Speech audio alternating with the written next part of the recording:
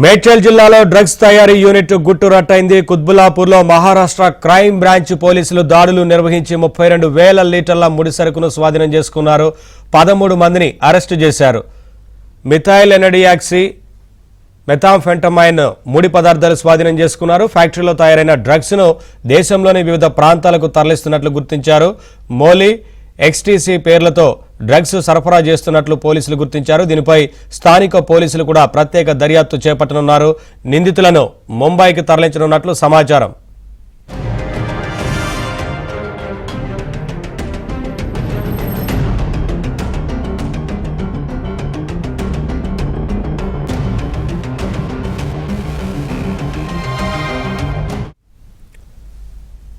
Updates మా crime correspondent Praveen అడిగి తెలుసుకుందాం. ప్రవీణ్, ఇప్పటికే నిందితుల్ని అరెస్ట్ చేసినట్లుగా తెలుస్తూ ఉంది కదా, ఏంటి నెక్స్ట్ స్టెప్ ఎలా ఉండబోతోంది? ఇటు స్థానిక పోలీసులు కూడా విచారణకు ఆదేశించే అవకాశం ఉంటుంది. ఏంటి వివరాలు?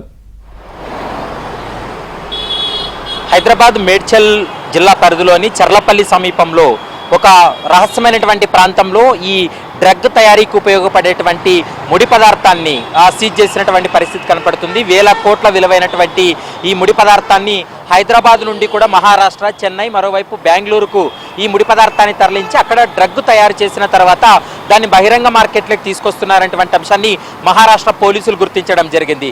23,50,000కు సంబంధించినటువంటి ఒక డ్రగ్ కేసును మహారాష్ట్ర పోలీసులు పట్టుకోవడం జరిగింది. ఆ కేసును విచారణ చేస్తున్నటువంటి క్రమంలో ఈ డ్రగ్ తయారు చేయడానికి కావలసినటువంటి ముడి పదార్థం ఎక్కడి నుంచి తయారవుతుంది, ఎక్కడ దీన్ని తయారు చేసి సప్లై చేస్తున్నారనేటువంటి అంశాన్ని ముంబై పోలీసులు విచారణ జరిపినటువంటి సమయంలో, మహారాష్ట్ర స్పెషల్ టీం విచారణ జరిపిన సమయంలో మేడ్చల్ సమీపంలోని ఒక ఈ యొక్క డ్రగ్ తయారయ్యేటువంటి ప్రాంతంలో ముఖ్యంగా ఈ కెమికల్ ఫ్యాక్టరీల మధ్యన ఈ ముడి పదార్థాన్ని తయారు చేస్తున్నట్లు పోలీసులు గుర్తించడం జరిగింది. దీంతో మహారాష్ట్ర టాస్క్ ఫోర్స్ పోలీసులు ఇక్కడికి వచ్చి రైడ్ చేసిన తర్వాత భారీ స్థాయిలోనే ఈ ముడి పదార్థాన్ని దాదాపు 12,000 లీటర్ల ముడి పదార్థాన్ని ఇప్పటి వరకు స్వాధీనం చేసుకున్నారు.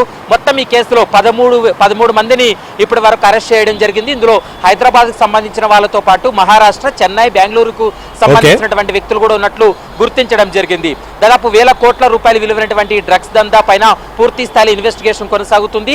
1-2 రోజులు ఈ కేసులో మరికొన్ని సంచలనమైనటువంటి విషయాలు బయటపడేటువంటి అవకాశం అయితే కనపడుతుంది. నవీన్.